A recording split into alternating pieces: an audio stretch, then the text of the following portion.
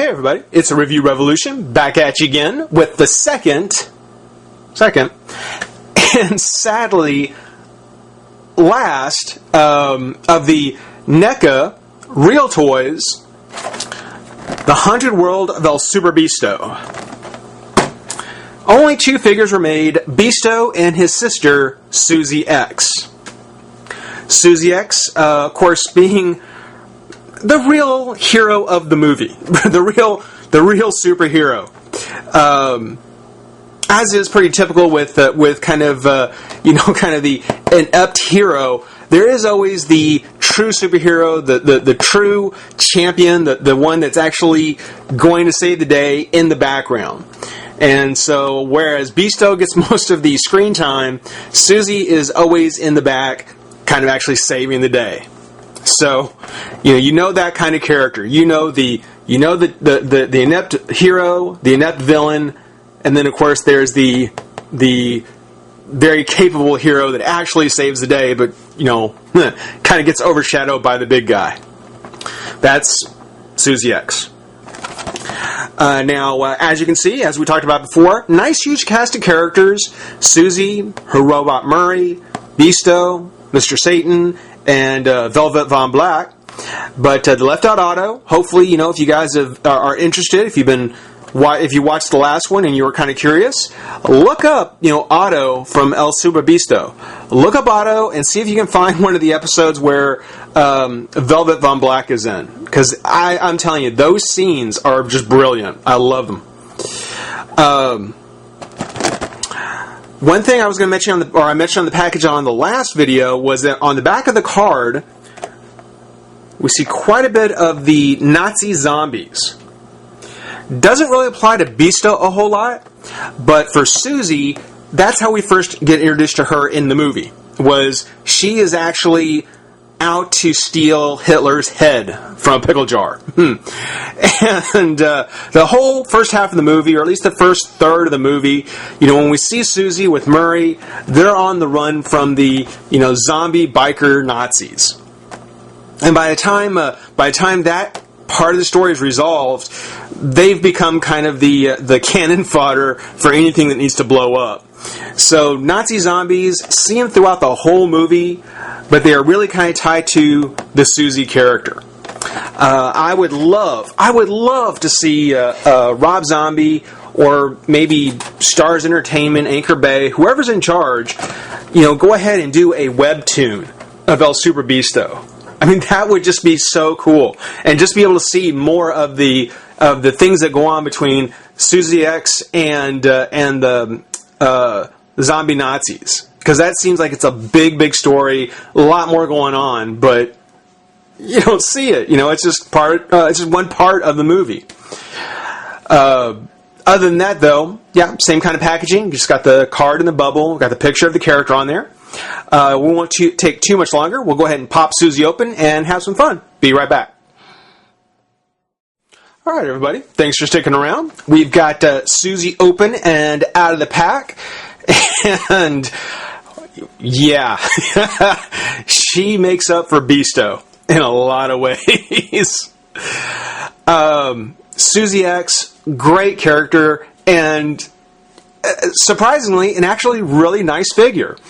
Well, I guess it really shouldn't be all that surprising, because at the time these were on the shelf, wherever they were being sold, I never saw them. They came out last year, never saw them.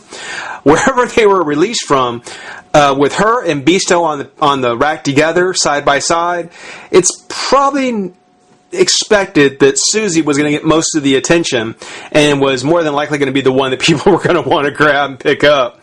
So her figure is really, really nice. Very nice.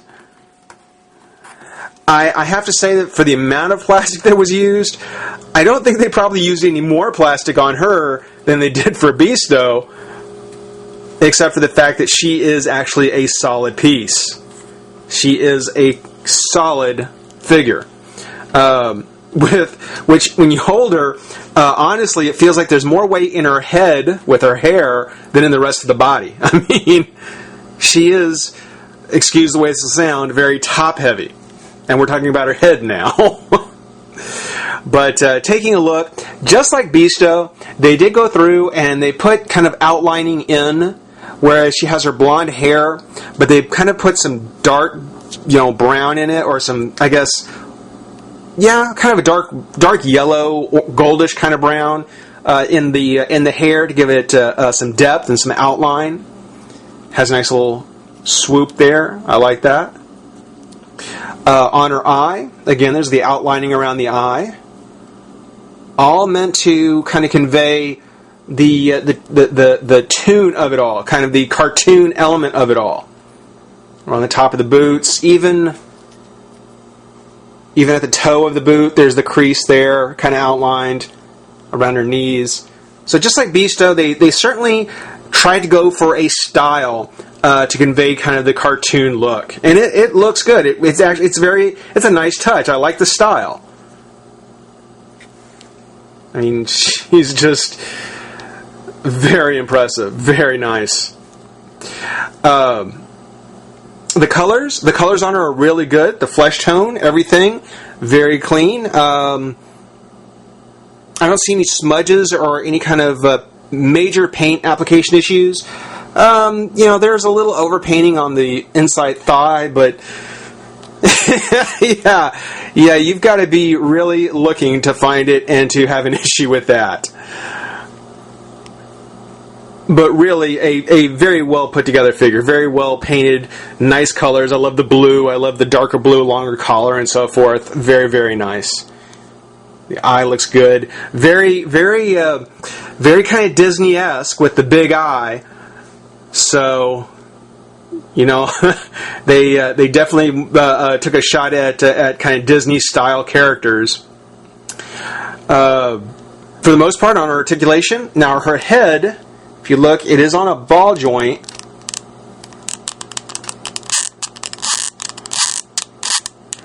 And it does turn side to side, but I'm not sure if it's the hair or if it's the head itself. It's a rather tight joint, so it'll take some breaking in, I think. Be very careful with it because she has a very thin neck. On her top torso, surprisingly enough, it's actually on a ball joint as well. So, you get the back and forward, side to side. Surprisingly enough, because again, Beasto was just a solid piece. So that is actually really, really interesting. Her shoulders do come out slightly, forward and back. The rest, from pretty much her navel down, is all one piece. And she comes with a base, which is fortunate because she's not going to stand any other way. There's no other way you're going to get her to stand. She comes with a base, but no other accessories, which is kind of disappointing because, you look at Susie here, and you look at the belt, she's got her pouches and everything on there. It looks really good. If they had given her holsters and a set of machine guns, that I think would have been brilliant. I think that would have been what would have put this figure over the top. Would have made her outstanding. As it is, she is really good, and definitely, if you watch the movie and you like it, I would say both Beasto and Suzi-X are good figures to have. Susie, mainly because they did go through and put a little extra effort into her, which is really nice, really good. One thing I want to mention before we wrap things up, and I promised I'd bring this up to a subscriber of mine. Earlier, I mentioned that Warhawk Legends 69 was moving on to some bigger and better kind of quality figures. So he's selling some of his big box store Marvel Legends, DC Universe, stuff like that on eBay. He asked if I could just make one more mention. He's put another lot of figures up, so be sure to check out his page. That's Warhawk Legends 69. Check his page for the link to his eBay auctions. Might find something you like. You never know. But for now, I certainly thank everybody for watching. Rate, comment, subscribe, join the revolution. We'll see you soon. Bye bye.